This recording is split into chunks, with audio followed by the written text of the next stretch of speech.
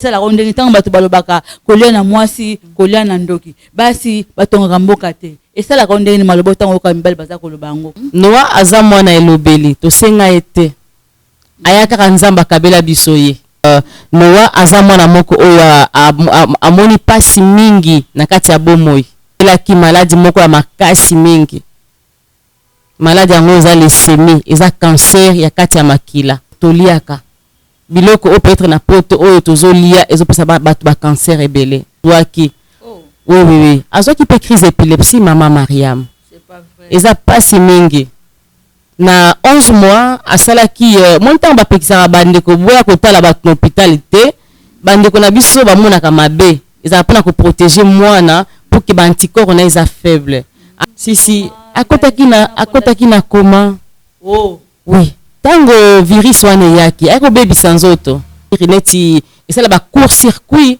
et après asali crise wana ezaki mabe makasi pona Noa na kobeta le solo be na oyoka na zo réaliser ngo na okoka te bata mama eza pasi kobelisa mwana eza pasi koleka na moboti na ebita na ozolo babo na oyoka eza pasi awa ndeko wana zaki normal et après air moko akobi aveugle mbala moko personne n'a joué bien aza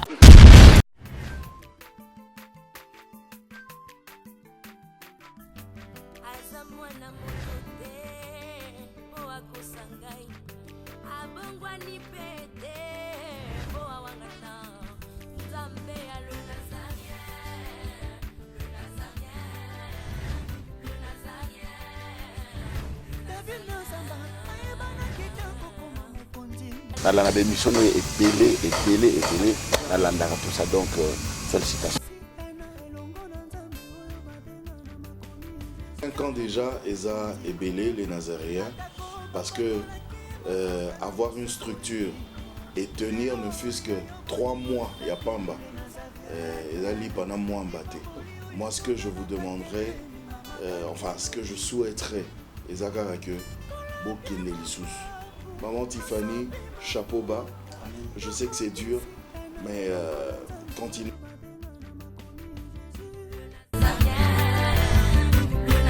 Pas responsable, nous sommes les Nazaréens, que nous sommes ensemble.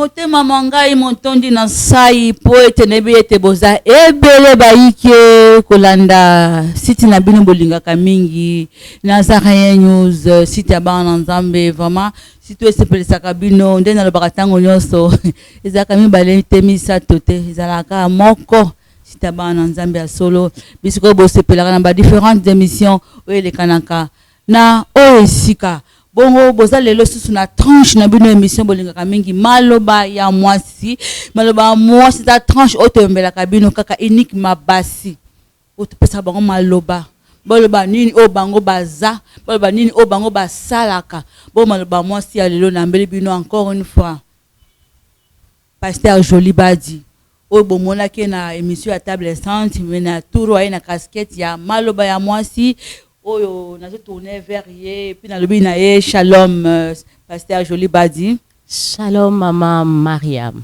Comment ça va? Ça va.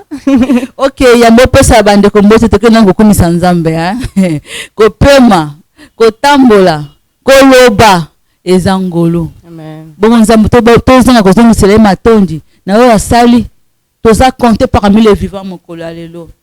Lolenge na bisa ko kumisa ezalaka ko binela ye.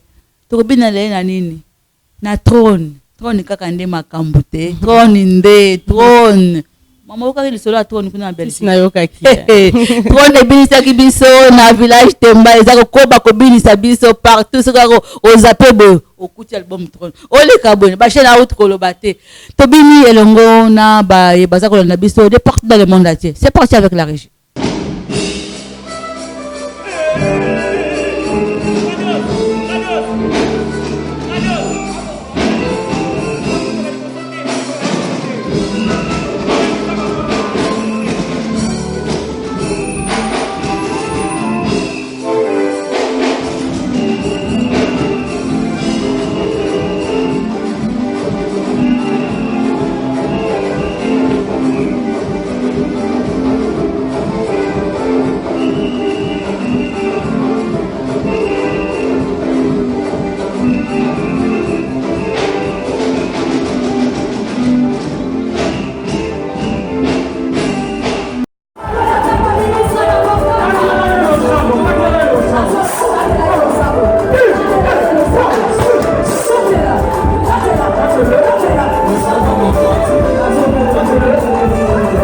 Merci, je pense que Bossepeli na très haut il y a concert live, c'est qui bongo concert humanitaire la princesse a beta qui a l'intention ba orphelin nyonso ya ville Kinshasa et le kanaki penza malamu mingi nzambe azwa ki lokumu ma joli badi yo kolobani na bandoko su ba kolanda yo pona mbala ya mibale na les Nazariens. Tu as quelque chose à leur dire? Mais bien sûr, bandeko les Nazariens eza chaîne na biso ya bonzambe. Makabo ya nzambe kandi na kati ya les Nazariens. Bolanda ngo malamu. Mbote tana mwa mira ite penza. Ndeko na mabonde liyo bozakazane kuna Belgique. Obosani bosa tambote mama jo. Aza na kati ya motema na pesi mbote pa ya mama Miriel da Silva mwasi ya papa Didier da Silva. OK. Na mobile nanga pasteur Patrick Badi. OK, ngape na pesi na Belgique wana madame R Nathalie Rikir mama boza telme bese metanga bakomba bamsiba osala zuwa ba mama nyoso ya la princesse ba mama nyoso ya Nazareth ba mama nyoso bosepelaka na maloba mwasi na pesi bino mbote na bwe nanga utanga bakomo po na bwe likamba mama ngama tanga ikombo na ngate mebino nyoso na linga kabino bolingo na nga na ya bino e mataka kaka mataka kaka oui toza sala mosali na nzambe na maloba mwasi mama joli badi sango ni memeli biso lelo na tranche o maloba mwasi sango ni mememi awa na plateau na biso Nazareth pona lelo sango na memi lelo ezali sango malamu oui ezali sango koloba ke biso pe basi to ko tonga pe mboka mokile baka mwasi atongaka mboka te mama joli badi balobaka kolela mwasi kolela ndoki zana to banda kwana eloko nebite sala ndenge ntango bato balobaka kolela na mwasi kolela na ndoki basi batongaka mboka te esalaka ndenge ni malobo ntango yoka mibali baza koloba yango kuna esala lelo te na sekaka parce que mwasi nde mutu akumbaka zemi mwasi nde aza matrice mwasi nde aza nyonso yende mama yende etonga mwasi. OK, oye kotonga mama joli badi. Yo po boni. Ozi place na gouvernement we bimisika. Oye kotonga na ndenge ni mama joli badi. So place ezali na kosala. Eza problème te naza mwana mboka. Sango ngini kasomeli biso vraiment na plateau na biso ya Nazareth na maloba mwasi mama joli. Sango na memi lelo eza sango ya Fondation Noah. Fondation Noah. Eliko bani Fondation Noah. Pourquoi Fondation Noah? No puis Fondation Noah esala ka musala nini? Voilà. Pourquoi Fondation Noah? Premièrement, Noah eza kombo ya mwananga. Mwananga ya mobali kombo na ye Noah. Kombo na ye Noah. OK. Pourquoi pesika kombo ya Noah? Bande ko nemba ko sala zuwa te. Baza kombena bana na oko. Baza 4 mibali.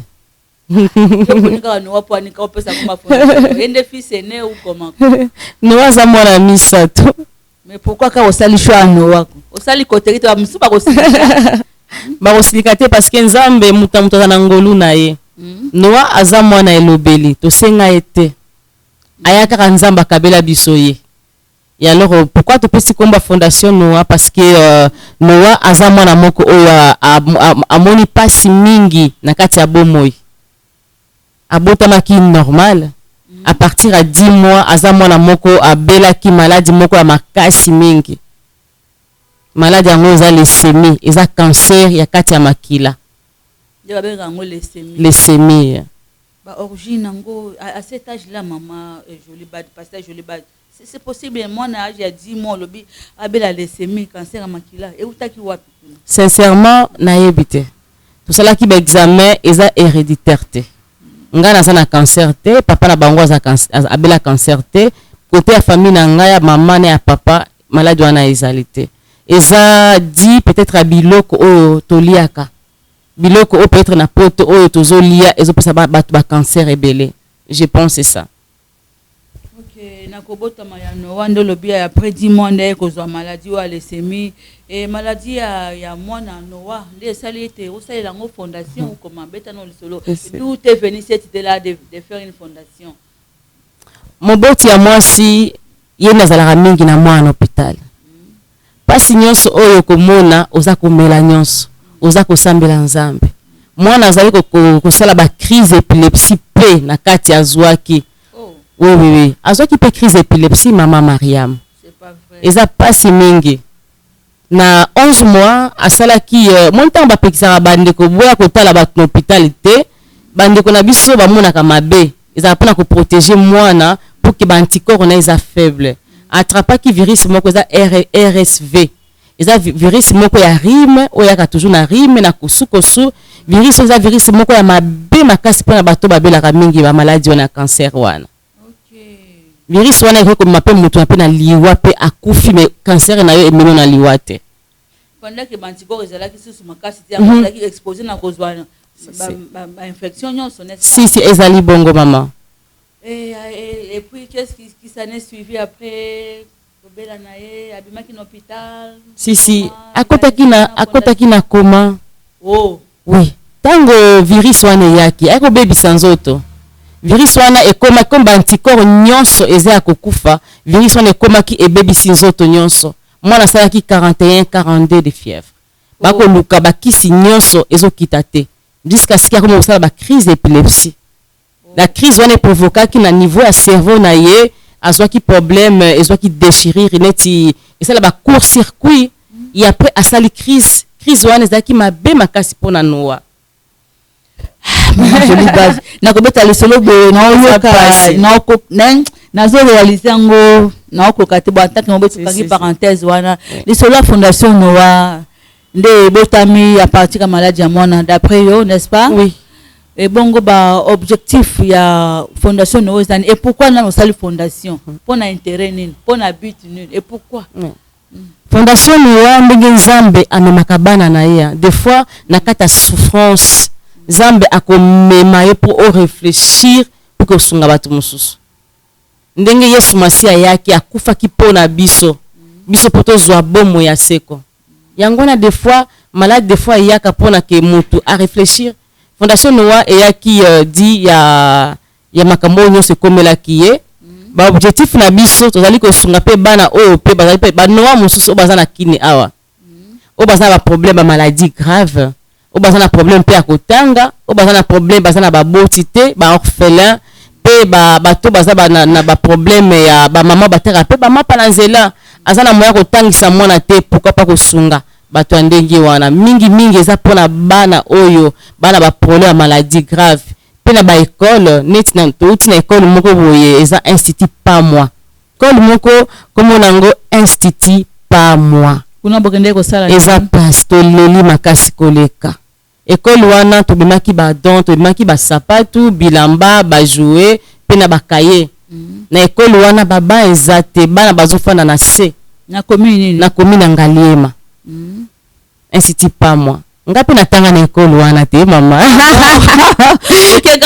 bisika oyo uta na Jérusalem te mama osali malamu si et à part ça bosalaki susu eloko nini tokendeki na Luyindu eza centre de santé moko ya monene eza na Kamunganga wana tomeki bango bakisi tosali mpe partenariat na centre de santé wana mpona kosunga kobongisa maternité pourquoi pas bisika basi bakobota eza pasi mingi baza na même pas bakiti généalogique eza te mama yango wana on est parti un peu kosola na bango kosala mwa partenariat na bango mpona koyeba ndenge nini ya kosunga hôpital wana.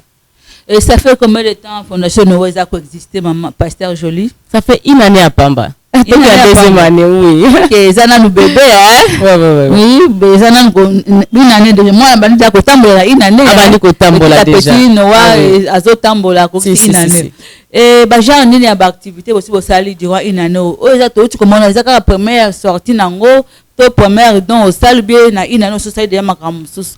Année passée tozalaki lisusu awa na Kinshasa tokendeki na nzela ya mai na Kintsuka koza nzela ya mai kota Camp Church bolimbisi de là que Mimosa si koza homme de VR moko zalaka wana o basonyaka ba lepre oui na léproserie wana oui bisika wana tokotaki tomonaki pasi mingi bakisi eza te to o tokai komema tomai bakisi tomaki bilo akolia tomai pe bolingo et puis abandeko wana o bazali pe kuna o ya maba ba maba oui tozalaki kuna oui bato musuba ba ka bango kele bo ka kele te bo ke pe bo vana bango bolie na bango mama Jolie mama kuna ezakile pour za mingi bato mingi baza problème ya bakoloko vimba kele baza bato lokola biso kele pona nini tomonaki bakoko moko ba 80 ans bana besoin bolingo mama wana fa osimba ye koyamba ye kaka yo opesi ye bolingo esali ye malamu mingi koleka mpona mona bino bato oyota poto mwa bokibongai moko bozala komikisa ti na niveau na mpona okende oluka bakoko wana na bamaba na bango c'est pas facile mama Jolie tu as fait ça on a fait ça tosalaki yango ensemble alors tokendaki mpe lisusu kosunga papa moko azalaki aveugle topesaki ye mbongo abimaka lisusu te tolukaki ye mwa budget moko boye mwana na ye abana koteka mbongo wana esunga ye etangisa bandeko na ye mpe aliaka babi ba objectif ya fondation Nowa lobi tokena no moko lobi kosunga ba orphelin ba démunis c'est ça après bano ba bimisa pe basi na maternité ba bakanga ba na maternité OK mi bale wana ya misa ezali lisusu nini ya misa to ezali pona bana o baza ba maladie grave lokola Nowa. OK oui parce que maman eza pasi hein kobelisa mwana eza pasi koleka na moboti na ebita na ozolo babo na oyo eza pasi ezokota na ba entrai na ngaba kuna ebebi sa rappel nzoto ya mutu hein obelisi mwana pe omimoni yo moko pe obebi pe yo ndio za maladi no eza pasi mingi. OK mama na bengo pasteur mama Jolie badi si mno mama o supporter ka mama so ekina pasteur dans ba casquette nyoso wana pe qui est derrière toi mama Jolie badi pour fondation ko sala ngo ezeloko ya mukete na nango soutenir ko zamba partenaire ba sunga kayo en fait comme tous en a débit sincèrement tous en a biso moko mais tous en a ndeko moko mune Victor azali kinanga azana ma société na ye yende des fois de temps en temps asunga biso na bambonga biso moto sangisaka ba cotisation chaque fin du mois 20 mois 30 mois 50 yango tosala nango musala tozoluka bandeko baya kosunga fondation Nowa uyo kokoma wana fondation Nowa mama Jolie badi ebotami wapi na Kinshasa so bien kuna Belgique bisika yo fanda fondation Nowa ebotami na Belgique na Belgique so sali makambu nini bia wana Kinshasa ndio obandi ba action bala liboso bia kuna Belgique so sala quelque chose na Belgique to sala ki le 30 juin awa to sangana ki ba association ebele et alors to sala ki moi activité wana to teka ki ba t-shirt to présenter ki fondation Nowa mais na mikolo koya to sala dîner gospel pour la fondation Nowa na Belgique. Dîner gospel. Yes. Limbana biso ba msusu baby gospel ko lobani na Jolie badi. Na dîner bosa ni na dîner gospel ngelo bani. Qu'est-ce que vous allez faire comme acte? Na dîner gospel te représenter fondation Nowa. Ils ont sorti na vision officielle ya fondation Nowa na Belgique oui. OK. Et alors to kobengisa groupe moko ya munene ya ba musiciens ba chrétiens. To kobengisa bandeko na biso moko bayemba ka musique moko malamu ya gospel Shekina et bandeko wana bakoyemba biso to représenter fondation Nowa bile ekozala kolia et batu bakoya to kosenga pe ba lisungi et pas bandeko bakoya. C'est ça notre dîner gospel. OK donc au sali fondation Nowa oyo objectif na ondo ko bawana kosunga bano bazana bokono neti Nowa waza bongo mwana na yo bana oyo baza ba orphelin o bazanga baboti ba mala ba personne âgée bazana makoki susu ya baza vulnérable oui voilà maman Jolie badi notre bawa na tuna ko ba ete na za simano le jusque là bozana no na ba partenaire mais bisika ozwami na potende sika ba partenaire bazaka penze belé o biso ba onja kinsa total aka miso na biso kuna na mikili ya poto boni ozobete ba porte ba fungolela opo fondation Nowa evimba to bandaki déjà ko beta ba porte to comment déjà ba lettre to za ba réponse na bango ba pesa biso ba réponse to kende na bopito ya minene nzambe asala makambo na ndenge na ye bisika Nowa aza malade kuna na hôpital wana to ko se ba papier to za ba réponse na bango. Ouais. Boni pe basa pa partenaire ya fondation Nowa. Mais bien sûr parce que toi na ndeko moko o tozo sunga ye awa na Kinshasa pe eza pe musala onga pe na yela ki awa ndeko wana zaki normal et après air moko ko bien aveugle mbala moko personne a joué bien aza na ba trentaine d'années. Oui a komi aveugle na ndolenge tozo moni la bazolo ba keza timère à cerveau. Événement, la revenue où Dieu cherche le vrai adorateur, ceux qui adorent en esprit et en vérité. Maman est bien-aimée dans le Seigneur. Festival international de gospel et Prophète Daniel Vision d'Aigle organise un grand concert humanitaire pour soutenir les orphelins. Tolobi pona kosunga ba orphelins. Yambala Oyo 4e édition de ce grand concert humanitaire et Kozala samedi 5 octobre 2019.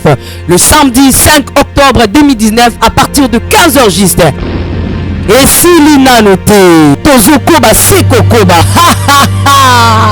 Nikolo Ekotika la Polele avec les adorateurs puissants tels que le frère Paul Lukela, Mamae, la sœur Ira Blessing, le frère Ike Bahal, ainsi que notre bien-aimé le frère Clovis Makola, Mama.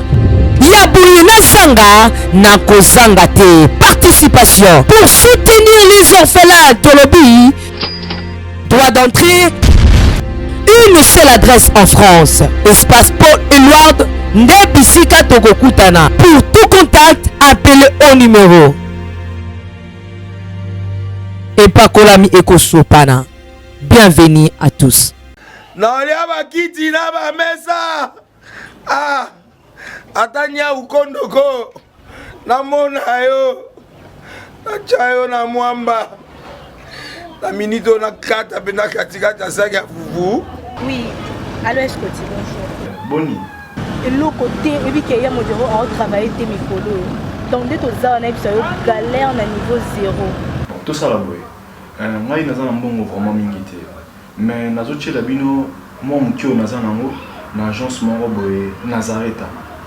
C'est du sérieux. Oh. Maman, comment est bon donc yo pe ça au fouti mbongo kuna partir à poto biso to ya to jibilo. Na bengi ya Scotty. Agence moi ifungami comme na Nazareth. Na kufie. Agence lisusu. Ndeke ça su mulongo kuna. Pona zela susu. Kuna iza mamba mulongo te. Yesi afuti mbongo kuna partir à poto biso tozoke ko récupérer biloko oli. Ah tika boyiko. Yiso mona makamba bongo na monte. Bat papé si mbongo kuna biloko récupérer biloko oli na agence. Ezalaka. Mais yango ibandi. Maman. Leki nanga yebisi ngai mena ndimite. Na lingi na mona ki mona beso. Poli kamba boye. Na monde na ne salamate. Maman yebisa ngai.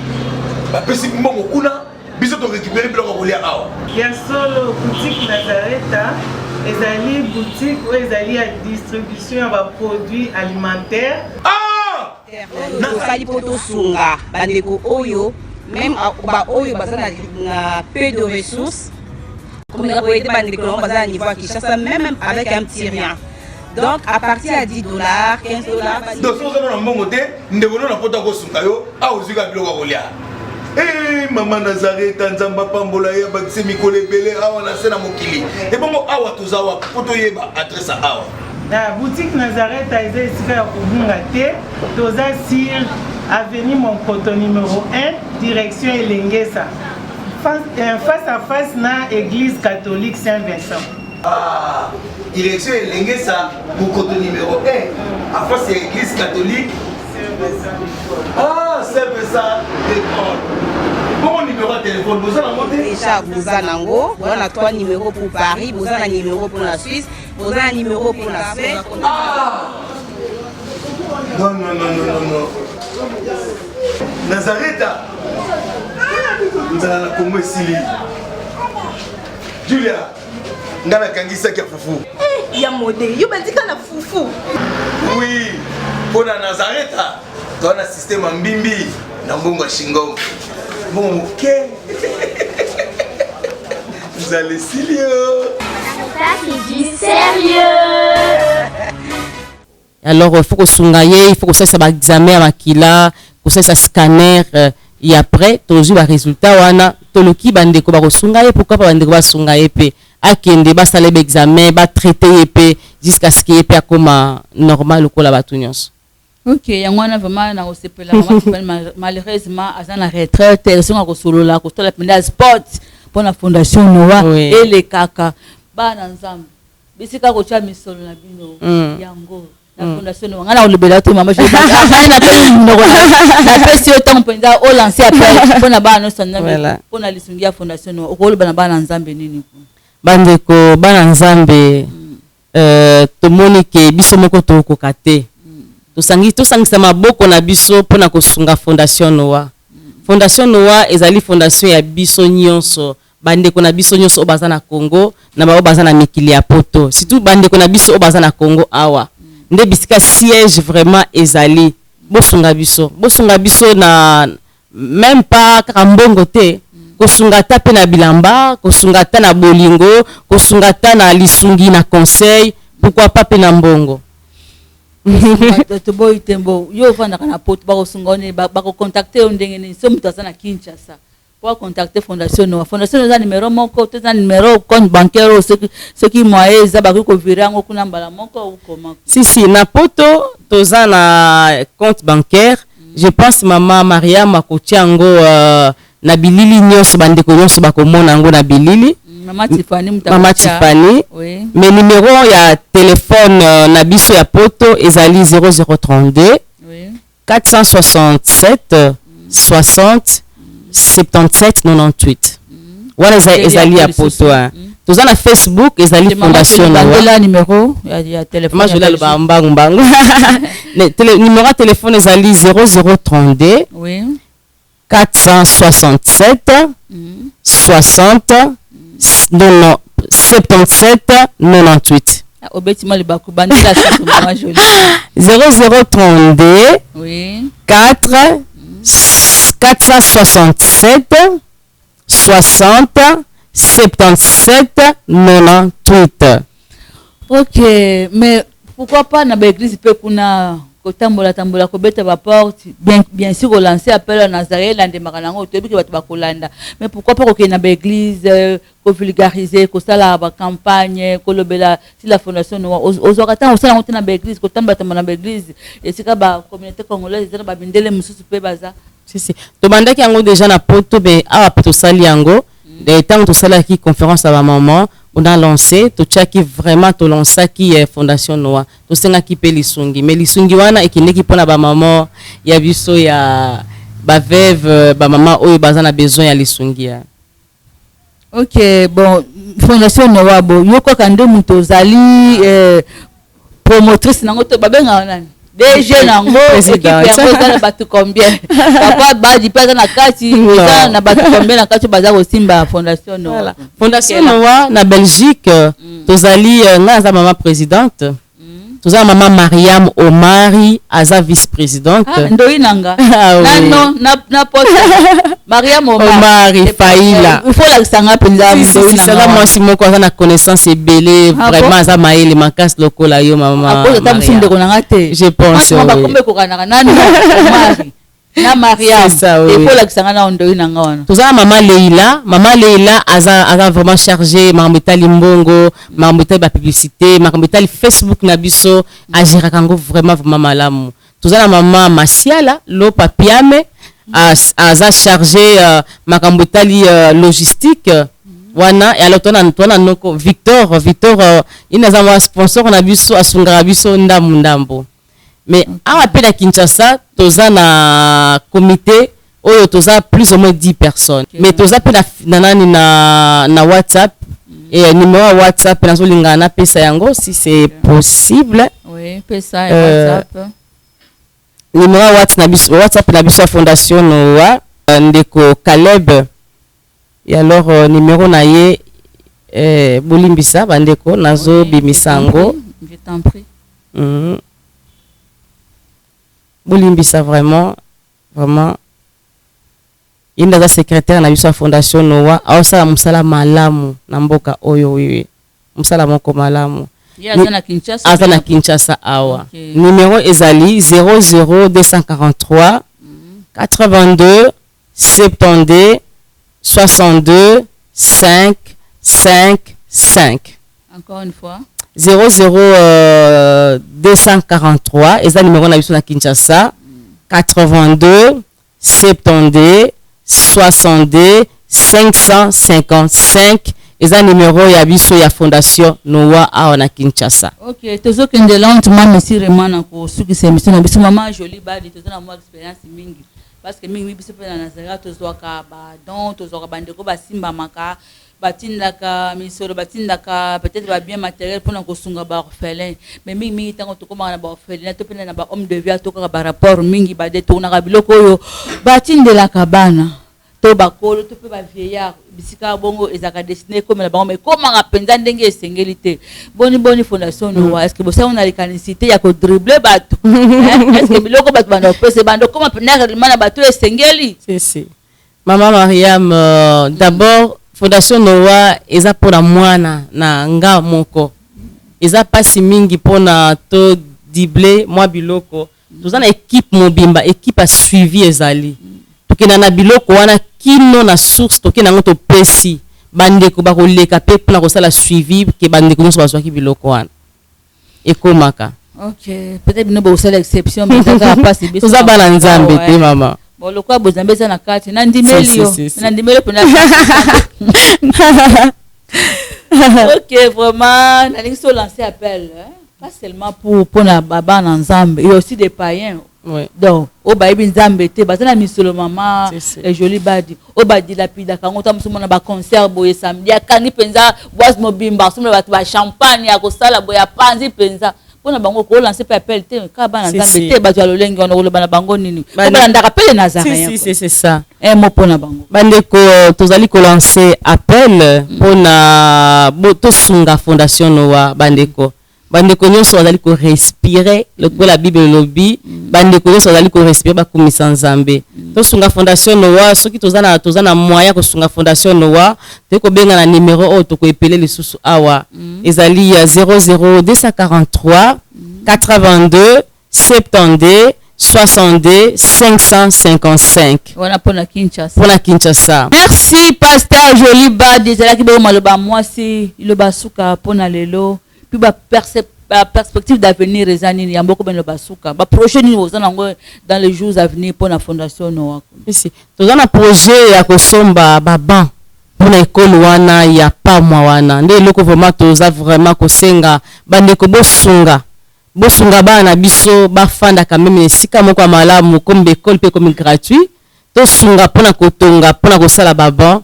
et tosunga pe pona ndeko oza na problème à timère à cerveau azana besoin de sungi azomona li souté ana besoin à kolia ana besoin à kolata si on peut l'aider. Est-ce que vous avez besoin ndeko na télévision ezali maman Tiffany comme ça nazanango oui ba kola sabana nzambe poza télévision ezali radio te faut ba mona bilili ya ndeko oyo po bazala toucher ce que ezali kotikela Alain Kiakala bon ko ba considérer ngo na émission lelo le mot de la fin pour aujourd'hui. Le mot de la fin pour aujourd'hui est siège na biso à Fondation Noah eza na Mbudi eza na avenue Kainda numéro 9 na Mbudi soki mutakomi na terminus ya Mbudi et alors à partir ya wana on se renseigner jusqu'à ce que au comme na siège ya Fondation Noah.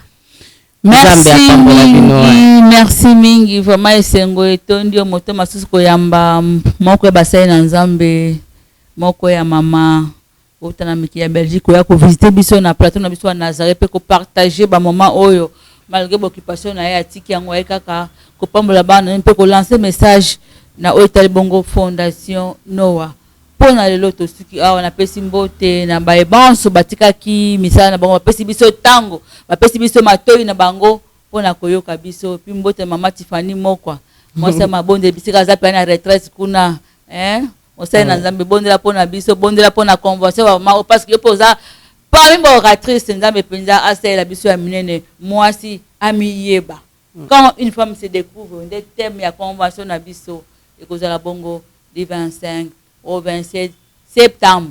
Quant à moi, je vous aime et je dis ensemble avec maman Jolie Badi.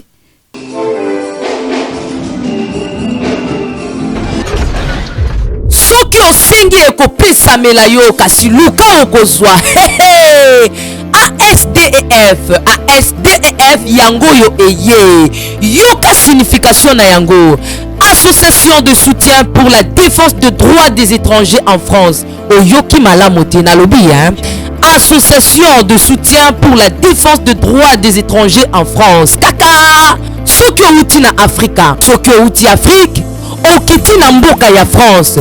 to pe ohumeli ozozwa mikanda te ozoluka mikanda ya 10 ans ozoluka kokoma na nationalité française kobeta miso pai te luka maître Alfred de Kupesa pamba te ye atanga pona yango ye nde penza yebi kosambela ba étranger bato oyo nyonso boza na France miso pai lisusu te solution ya ba étranger eye na France basambelela yo ozwa mikanda pe ozwa solution to pe olingo changer nationalité yo mutu oza malade yoka solution ezali ASDEF maître Alfred de Kupesa okozwa ye na ba numéro oyo solution ya ba étranger eye na France Kabali Solo, que Dieu vous bénisse. Bien-aimés dans le Seigneur, le son des cloches vient de sonner pour éclairer le monde à l'intérêt des saluts des âmes. Les Nazaréens Productions vous présentent la princesse de l'éternel Tiffany Mokwa dans l'album Trône en featuring avec le pasteur Henri Papa Moulaja et le frère Billy Bilombage avec des chansons comme Kembo Alléluia Osana na Yahweh Oezo matanga na motema ezebele Yango na yebisi yo d'âge en âge et les 4 êtres vivants disait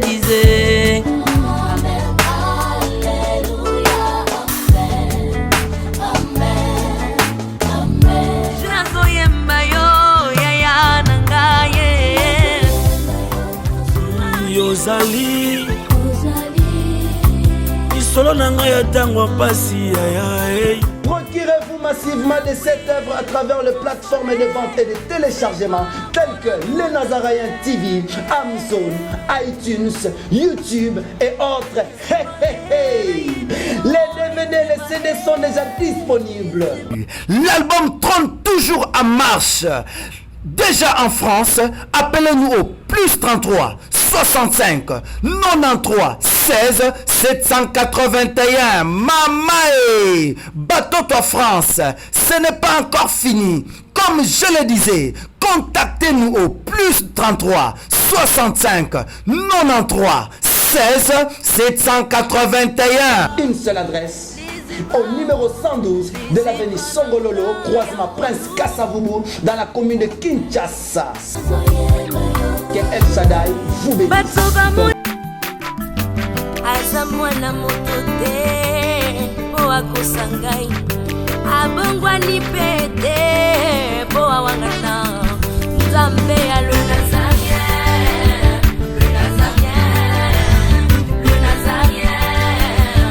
David Nazamba